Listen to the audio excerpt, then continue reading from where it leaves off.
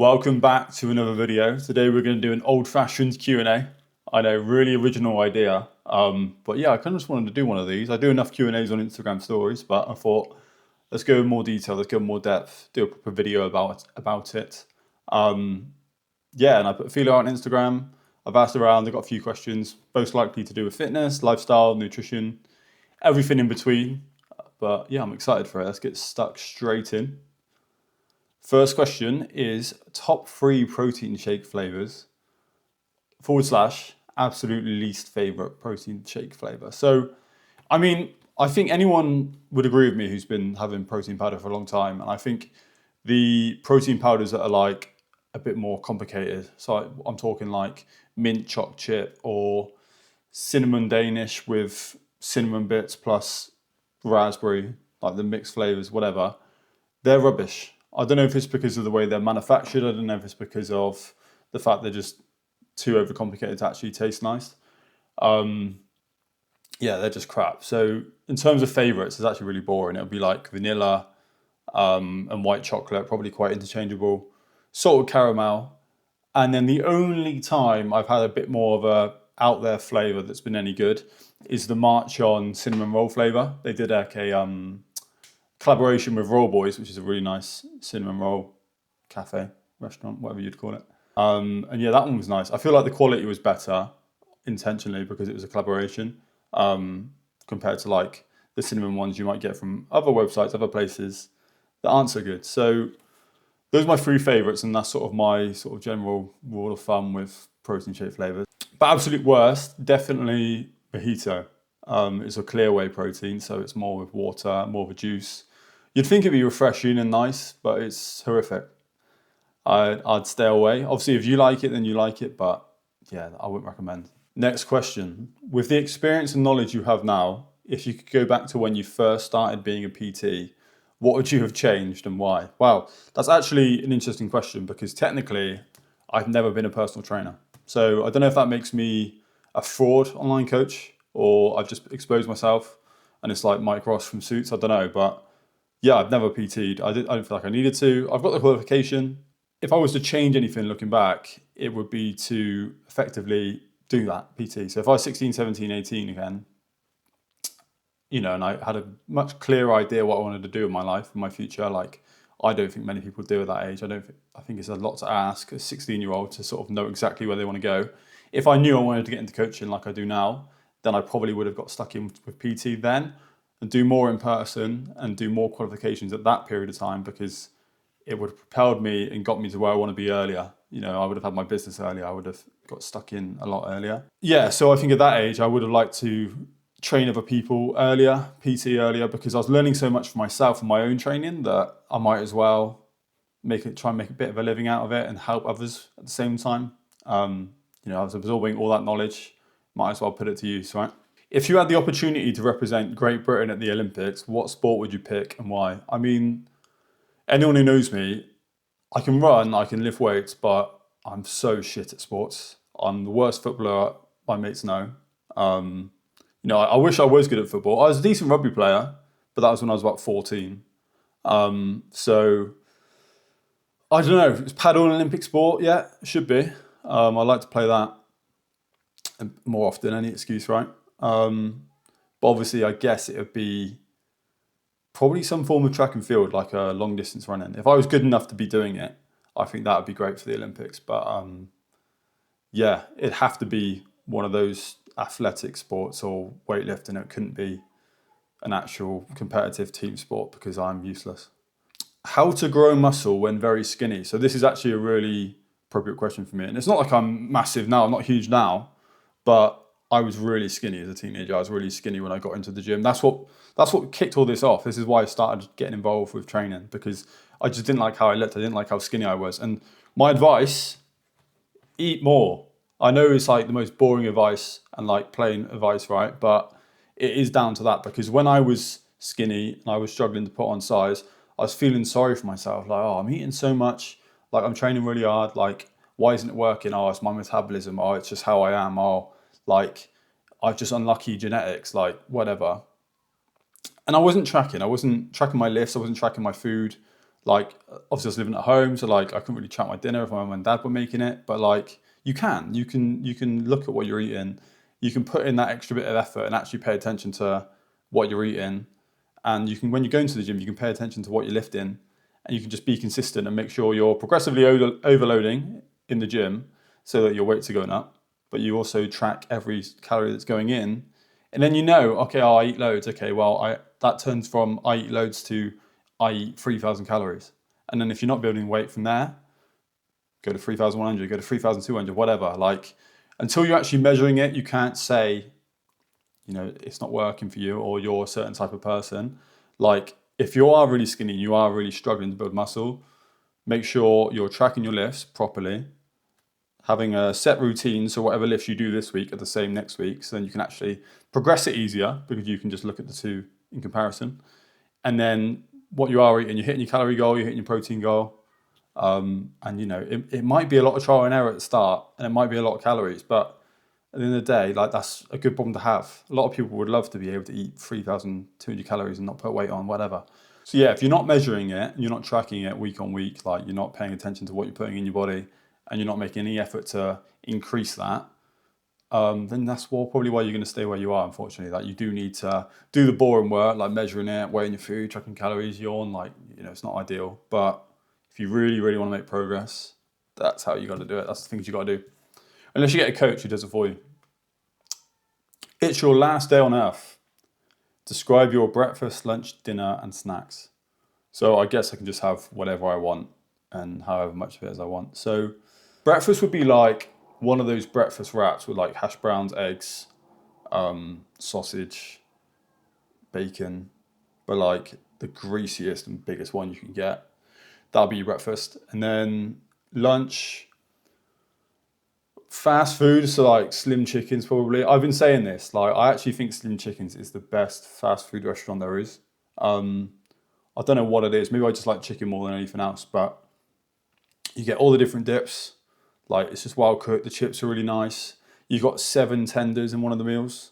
Like, it just blows all the others out of the water, and I think it is my favorite food right now. So that's going in for lunch. And then dinner would have to be like a steak with peppercorn sauce and béarnaise. But actually, you know what? I can do whatever I want, can I? It'd be all the sauces, like the red wine sauce, all of them. And it'd be 2 steaks instead. And then, yeah, like potatoes or something to go with it. Main thing is the steak. And then snacks, like loads of like Biscoff stuff, probably. Like those big Cadbury Biscoff bars, they're unbelievable, but like I just can't fit it into my calories at the moment. But they'll be coming back. They're unreal. It'll just be loads of that, and like biscuits and cookies and all that good stuff. Maybe we'll have to do that for a video one day. Just eat all that in one day. Right, this one is a bit timely, right? Are West Ham getting relegated? Probably. Like, we've been pretty rubbish. Like, we've had a bit of a resurgence the last few weeks. We look a bit better, but it's too little too late. And to be honest, like, as long as we come back up, I don't mind. But it's never promised, is it? Championship's so hard. I feel like West Ham need a bit of a kick up the ass. And whether that be getting relegated. Karen Brady's just walked, which is good news, but maybe getting relegated is going to be better in the long run. I don't know. But obviously, I'd rather we stay up and Spurs go down, because that just makes it all a lot sweeter, doesn't it? So one of my clients has asked me, am I your favourite client? And obviously I'm not going to answer that. But what I will answer is what makes a good client. And I think to be a good client and have an effective sort of coaching relationship, I think when you've got a clear goal, if you know you've got a wedding or a holiday coming up and you're trying to lose weight and you have a rough idea exactly how much weight you want to lose, just even having that like rough idea, okay, I want to be in this sort of position by this sort of time, and and I can work with you to formulate exactly what that looks like, then that's a brilliant start. A lot of people come in and they actually know what they want to do. They don't know if they want to lose weight, build muscle, try and do both at the same time. And then maybe they've got like a too soon a deadline. So the holiday's in a month. So, trying to get me this lean in a month, like, it's not going to happen. So just have realistic expectations, have a clear idea of what you want. That's like the good starting point. And then whilst you're in the coaching, whilst you're being coached, like, just be honest. Talk me through how your week's gone, what you're struggling with, what you're enjoying. Any questions you got, hit me. Like, you're not annoying me if you've got loads of questions. If anything, it helps because I can steer you on the right path. And then in my head, I'm like confident that you know what you're doing because I've answered your questions. If you're like really quiet or you're not really using me and you're not interacting with me, like you might think, oh, I'm saving him trouble with working, etc. But it's harder to coach, it's harder to manage, like it's harder to see how you're getting on. So have a clear goal, have decent expectations around when you can make it happen, and then actually be coachable and responsive and communicate with me so we can build the plan, tweak things as we go, and make sure you just stay on track to getting the goal. Because I honestly believe like fat loss, muscle gain, all of it is actually really simple. But I say simple because it's not easy, because on paper, it's just do this, do that, do this. And then the coaching is making sure that's attainable based on your lifestyle, your schedule, things that get in the way, and those off days and off weeks that we have. Like, it's just staying on track. That's what my role is. And as long as you tell me when you're going off or what you're struggling with, I can keep you on track, and that makes it a lot easier for both of us. So that's what makes a good client. Next question. Thoughts on AI replacing coaching? I mean, I get asked this a lot, actually. Like, I think a lot of people are like curious as to what AI can do. And I think there's a place for it in coaching. And I think a lot of coaches will struggle now with the introduction of AI. But ultimately, this is how I see it. Whatever AI can teach me or teach anyone, YouTube could teach me before, like Google could teach me before. All the information is out there. I've basically learned what I know from YouTube, from the internet. Like, yes, I've done my PT qualifications, but if you ask me, my experience in the gym and what I've learned off YouTube is 10 times better than what I learned in my PT qualification, right? And I think, yes, AI can give you a bit more of a direction in terms of specific questions you have that maybe Google can't quite answer straight up. And it can build out a program, it can sort of build out a general plan. Like, that does kind of work. I'm not going to say it doesn't, but you still need to be someone who sticks to that plan. You still need to be someone who follows it and keeps on top of it, because AI isn't going to text you every now and then and keep you accountable. Like, the AI is only as accountable as you let it be. Like, it's not going to chase you. If you've given it an excuse for whatever reason, ChatGPT just kisses your ass, doesn't it? It's just going to say, oh, that's okay, we'll do this instead. Like, you lose that human element, you lose the accountability really, and you lose like the ability to be flexible with the structure properly. Like, because ChatGPT is just going to bend around whatever you say, whereas coaching is a bit more like, here's how things have to run, here's how you're going to get to where you want to go. And I think a lot of coaches who do just give out training plans, do just give out nutrition plans, will be in competition with AI. And I think that's fair enough. But in terms of actual coaching and actual results, I don't think AI is anything to really worry about. If your values are to actually coach and support people, use your experience and understanding of it all, then you've got nothing to worry about with AI, because you can lean on your values, you can lean on the real thing, the real part of coaching that I think actually makes things change, which is that human accountability, human element, interaction, communication. You're fine. We've had Google programs forever, we've had YouTube programs forever, and nobody was really saying anything then. So what is my current workout split and what is my favorite workout split? That's what this question's asking. So obviously I've been through a lot of different ones. So I've done running and lifting at the moment, which I've done a little bit before. So it's more an independent 3 to 4 day workout split in the gym, and then another independent running split, long run, speed run, easy run, 6 days a week, some double days, so it's like 5 days a week, but that's purely running and lifting at the same time. That's quite hard to manage because it's focusing on calories and you sort of got 2 goals at once. So it's not something I recommend to everyone. I've just done a HYROX split, which I really enjoyed, but again, it's not something I'd want to do all year round. I like the idea of doing HYROX for maybe 6 months of the year whilst the races, to prepare for the races, and then like an off season, which is more about how I look aesthetically whilst also working on my run. So that's sort of my structure at the moment.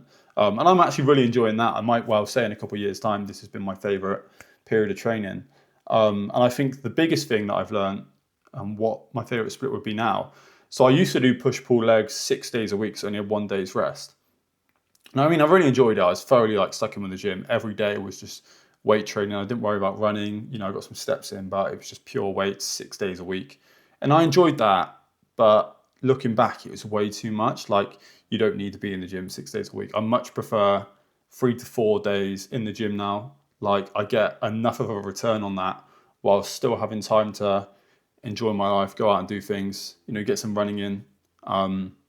This is the best split for me right now. I think if I was just doing weights, it would still only be 3 to 4 days. I don't think I'd push, maybe 5 just for the fun of it, but I don't need to go overkill. I don't need to do those 6 days again. So favorite split would be any type of 3 to 4 day. So at the moment I'm doing push lower, pull lower, but the two lowers, one is quad focused, one is hamstring focused. And I do abs on the lower days as well. So I'm really enjoying those 4 workouts, and then the running sort of goes in between it. So I think my current split and favorite split are the same. I think I used a lot of words just then just to say that. But the whole idea being it's just less time in the gym while still getting a pretty decent return. So this next one's a bit of a piss take. Someone's asked me how to land smashes in paddle. And I feel like he's saying that because I don't have a clue. It's probably one of the parts of the game I haven't figured out yet. So love and enjoying paddle. Maybe ask me in a year. Maybe I'll have an answer for you. But for now, you're asking the wrong guy. And then last question. Any tips or hacks for fat loss that are easy to use? I guess like easy to implement. So yeah, really. First of all, like I said earlier, just measure everything you're having, track everything you're having, because you might know your calorie deficit is 2,000 calories, but you might actually accidentally be having 2,200 because of oils you're using or sauces you're using or the sugar you're putting in your tea, things like that. Like, start there, look at exactly what you're doing. I'm not telling you to change anything, just look at exactly what you're having, and then look at your deficit, and then look how far it differs, and then look to see what you can eliminate with ease. And then really you don't have to do much. You can just take those sugars out, you can take those oils out, use a spray oil, and then it makes your life a lot easier. You're literally living the exact same life, lower calories, losing weight, right? And nutrition is the number one thing. Like, training is still important. You want to be resistance training for fat loss, but you also want to be progressing whilst you're lifting weights. So that's still a relevant point. Yes, it'd be harder because you're fueling your body less because you're on a calorie deficit, but if you're new to the gym or in certain scenarios, you can get away with still progressing. And you always want to try to progress at the very least. You don't want to just be like, oh, I'm losing fat, so I don't need to push myself in the gym, right? You should always be trying to progress. So make sure you're doing that. And then, yeah, just any other swaps. Like, if you're someone who drinks like Coke, Fanta, Sprite, Dr. Pepper, whatever, if you can swap out for the 0 calorie. I mean, some people swear by them and they're like, oh, I'm never going to swap out. And I mean, like, really, like, if you can just swap out, you'll save yourself a world of pain. You'll save yourself like 100, 200 calories a day. Just make your life a lot easier. Keep your protein high because protein keeps you full. So if you're having more protein, then you're going to be able to bide yourself by across each meal. So if you have a higher protein lunch, you'll be able to last till dinner a lot longer than stop you from snacking in between. So yeah, higher protein, make some clever swaps like the oil and the Coke to Coke Zero, or even like eggs to egg whites if you really want to push it. They're really simple swaps that feel exactly the same. And then, yeah, just track it and measure it, because it's my biggest pet peeve, as you can probably tell from this video. Anyone saying, oh, I can't do this, I can't do that, I struggle with this. Like, start by measuring it, and then you actually have an honest representation of what you're doing, what you're putting in your body, and then you can just adjust from there and actually accurately report on how you're getting on. So that's all the questions I'm going to get through. Again, thanks to anyone who asked me any questions. I appreciate that. Hope you enjoyed the video. Thanks for staying this long and watching all of it. And of course, if you had any more questions for me, I will do another Q&A at some point in time, I'm sure. But if you have any questions you want to be right now, or you want me to elaborate on any more of those points, my Instagram's in the description, so make sure you message me on there. More than happy to help. But yeah, again, thanks again for the support. Thanks again for watching this video, and I'll see you in the next one.